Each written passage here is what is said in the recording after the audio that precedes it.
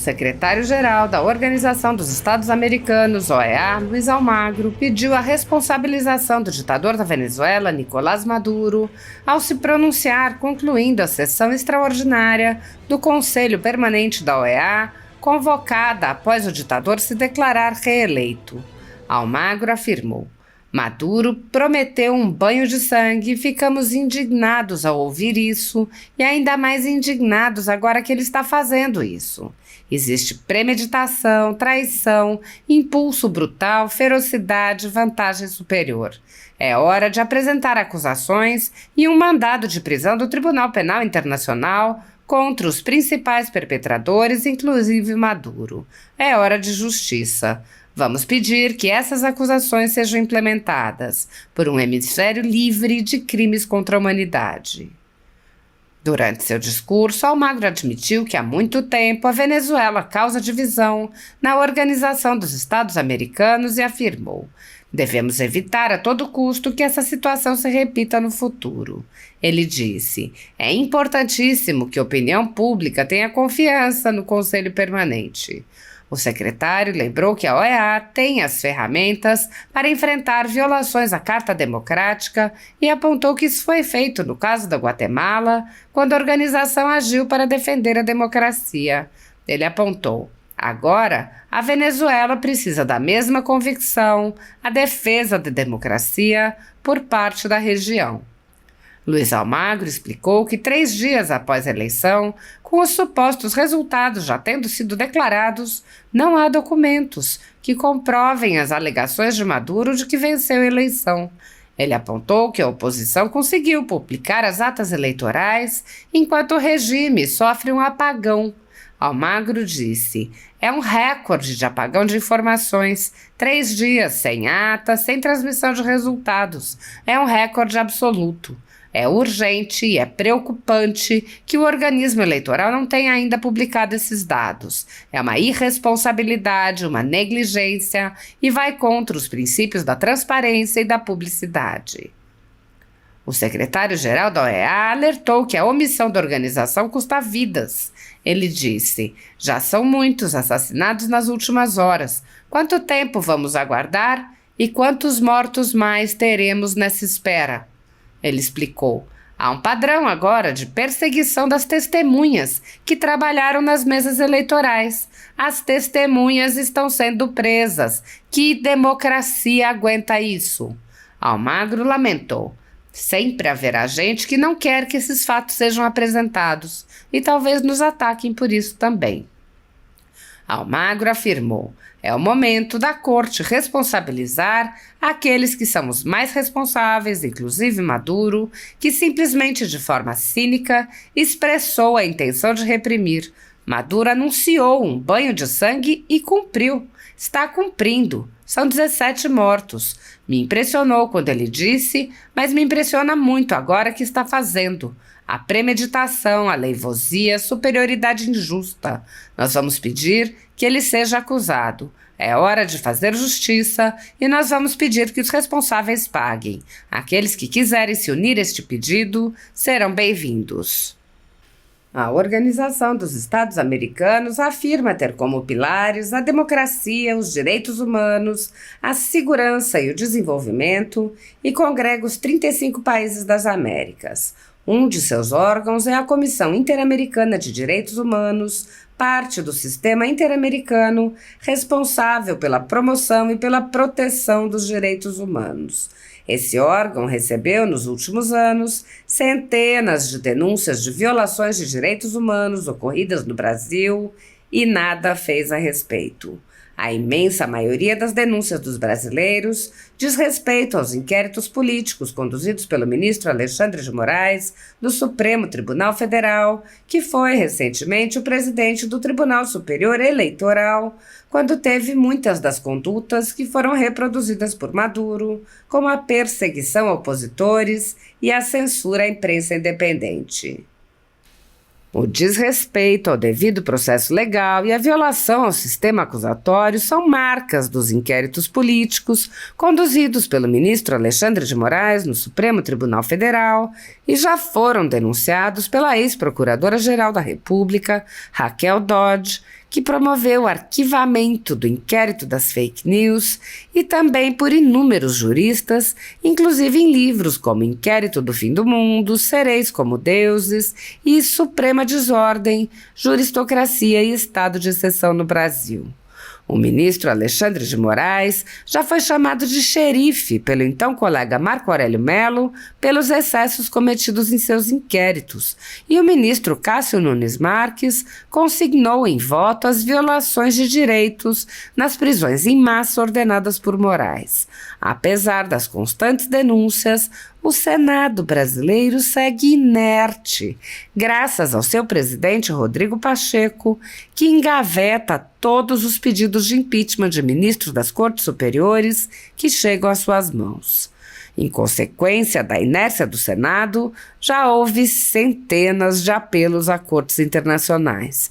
A Comissão Interamericana de Direitos Humanos já recebeu, nos últimos anos, centenas de denúncias de violações a direitos, em especial à liberdade de expressão, relacionados aos inquéritos políticos conduzidos pelo ministro Alexandre de Moraes.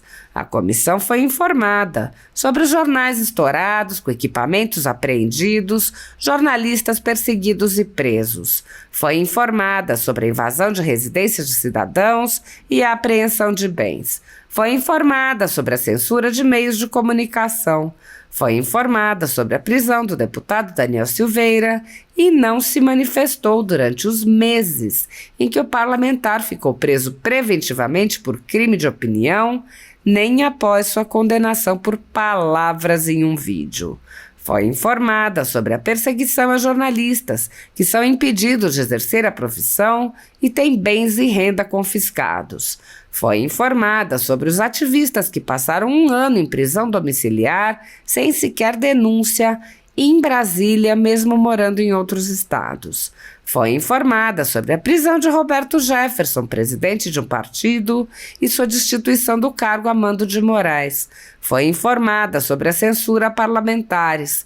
Foi informada sobre as prisões em massa, confisco de propriedades e tribunais de exceção.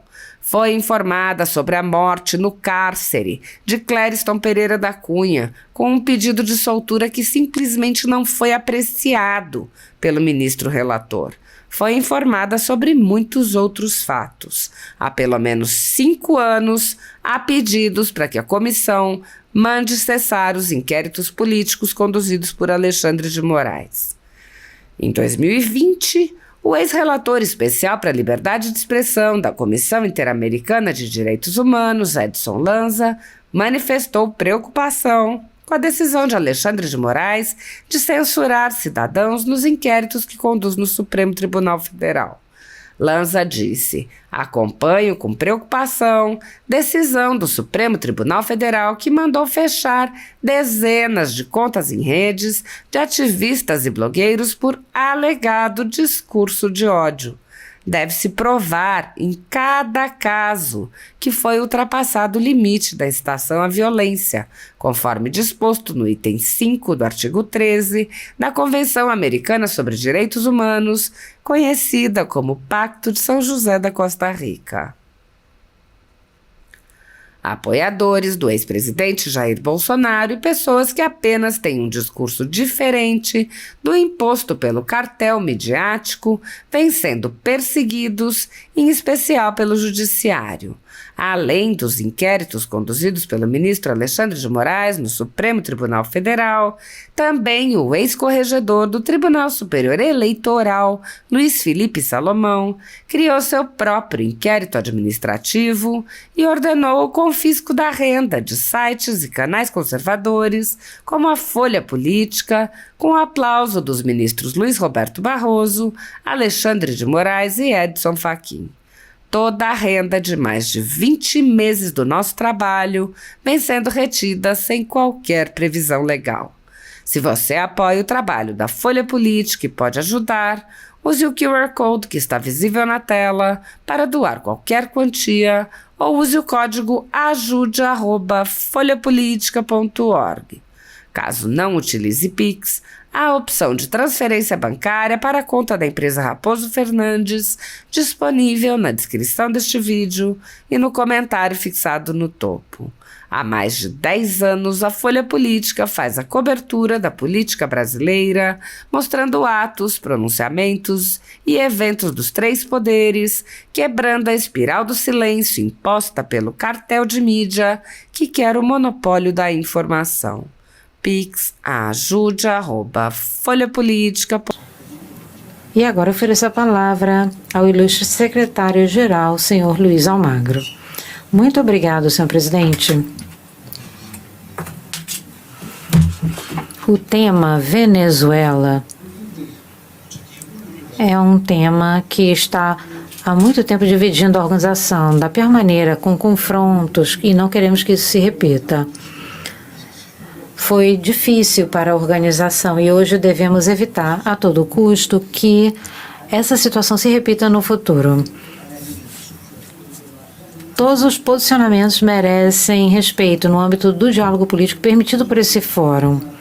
É um fórum pluralista e diverso politicamente. Valorizamos muito o trabalho para tentar conseguir o consenso para a resolução, como era o desejo do senhor presidente. Para a Secretaria-Geral, a opinião pública. É importantíssimo que a opinião pública tenha confiança no Conselho Permanente. Isso é crucial. A credibilidade da Secretaria-Geral sozinha não pode dar garantias a ninguém. Não há dúvida que todos querem o melhor para a Venezuela. Se a Venezuela está mal, essa situação é ruim para todos na região. A crise é regional, mas esta organização tem as ferramentas para enfrentá-la. Nós demonstramos isso no caso da Guatemala, quando coletivamente e coordenadamente nós atuamos em defesa da democracia. Milhões de venezuelanos estão nos observando hoje com a esperança de que nós defendamos a sua vontade manifestada nas urnas no domingo passado, para que cesse também essa repressão que estamos presenciando. E, em algum momento, nós superamos as diferenças ideológicas e podemos salvar a democracia da Guatemala. E agora a Venezuela precisa da mesma convicção, a defesa da democracia por parte da região. É fundamental compreender as particularidades técnicas do sistema eleitoral venezuelano, a fim de propor ações efetivas e adequadas. Como foi aprovado na Resolução da Assembleia Geral de 2020, se aprovou solicitar ao secretário-geral a apresentação de relatórios periódicos ao Conselho Permanente sobre a Venezuela. No cumprimento dessa resolução e de outras sobre esse tema que tinham recomendações, nós vamos continuar trabalhando. Democracia e direitos humanos não são palavras vazias, são compromissos com a Carta Democrática Interamericana e com as convenções sobre direitos humanos. O relatório do DECO é um relatório com fatos. Os fatos demonstram a realidade, não um relatório de opiniões políticas, não determina que ninguém é presidente, não diz que nenhum partido ganhou. Quem diz isso está faltando com os princípios que devem ser respeitados. Não interessa se às vezes os fatos estão a favor de um ou de outro. Já vimos fatos apresentados pelo DECO que às vezes afetam a esquerda, às vezes a direita e às vezes o centro. Então, tentar atribuir um viés político a esses fatos, a observação dos fatos, é ser falso. Nós não podemos esconder fatos irrefutáveis, porque isso revela também algo. Não podemos pedir, por exemplo, que o Centro Carter minta, então também não podemos pedir que o DECO haja de outra maneira. O processo é claro e preciso, cada ata tem um código alfanumérico. Esse código identifica a ata a um banco de dados com milhares de entradas e há um código para cada máquina. Na parte inferior do código QR também há um código digital que reforça a autenticidade do documento. A urna ou a máquina imprime a ata e não pode repetir esse procedimento 2 vezes. E para que a máquina imprima, é preciso que uma senha seja utilizada. Então, o que está acontecendo é bem estranho. Definitivamente é estranho isso que está acontecendo. Se acontecesse em cada um dos nossos países, o que nós diríamos? 3 dias depois, as atas não aparecem. As atas que respaldam o vencedor de uma eleição. São 3 dias depois e não vimos essas atas. Poderíamos discutir aqui quanto tempo vamos dar para que essas atas apareçam. Mais 2 dias, 2 semanas, 2 meses? Precisam de quanto tempo, tecnicamente, para tanto? Quanto tempo é necessário tecnicamente para apresentar essas atas? Se a Corte Eleitoral do meu país, 3 dias depois, não tiver apresentado as atas, eu não quero nem saber. Isso não procede. Isso é devastador para a democracia. Isso é algo básico. E esses são os fatos. Podemos não gostar deles, mas eles são os fatos.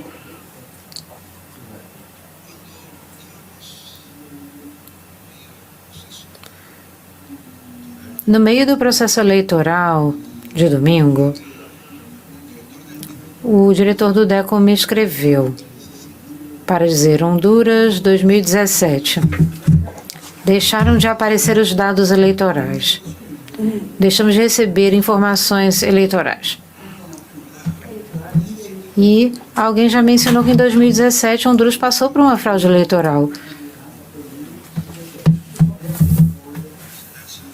O senhor Luiz Celassa foi o primeiro a reconhecer e deu um passo para trás quando a organização demonstrou a fraude. E agradeço a referência a esse pedido, que foi feito no momento oportuno pela organização. E o processo durou toda a noite. O recorde anterior era de 23 horas e também houve um relatório na ocasião apresentado que não teve um único fato refutado. Então, esse é um recorde de apagão agora de informações. São 3 dias. É um recorde absoluto. 3 dias sem ata, sem ver nenhuma transmissão de resultados. É um recorde absoluto. A autoridade eleitoral deve publicar com a brevidade possível 100% das atas eleitorais. É urgente e é preocupante que o organismo eleitoral não tenha ainda publicado esses dados. A falta de publicação é uma ação irresponsável por parte do Conselho Nacional Eleitoral. É uma negligência no desempenho de suas funções e vai contra os princípios da publicidade e da transparência dos dados. É raro que um organismo eleitoral não tenha as atas. É estranho. As atas custam vidas. Já são 17, já são muitos assassinados nessas últimas horas. Então, quanto tempo mais vamos aguardar por essas atas e quantos mortos mais teremos nessa espera? E as atas foram entregues aos membros da mesa e os cidadãos também verificaram o escrutínio. As atas foram publicadas na internet. E hoje houve outros ataques. Há um padrão agora de perseguição das testemunhas que trabalharam nas sessões, nas mesas eleitorais. Eles estão sendo presos. As testemunhas estão sendo presas. Que democracia aguenta isso? Que democracia existe nesse caso? Quando estamos tentando aguentar esse tipo de situação. sempre haverá gente que não quer ver os fatos. E talvez nos ataquem por isso também. O meu coração é enorme, no entanto, todos cabem nele, aqueles que me prejudicaram, os que querem me prejudicar e os que ainda vão me prejudicar, mas sempre devolverei essas ações com amor e com equanimidade. E também devemos considerar aqui que é o momento de a Corte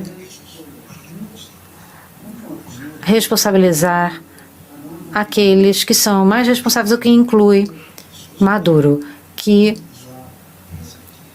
se expressou e orientou a implementação dessa repressão. Maduro anunciou um banho de sangue e cumpriu, está cumprindo. São 17 mortos. Isso me impressionou quando eu ouvi. E me impressiona ainda mais agora que está fazendo a premeditação. Há uma ferocidade nisso. Há o uso da vantagem, da superioridade. E é hora de fazer justiça e nós vamos pedir que os responsáveis paguem. Nós queremos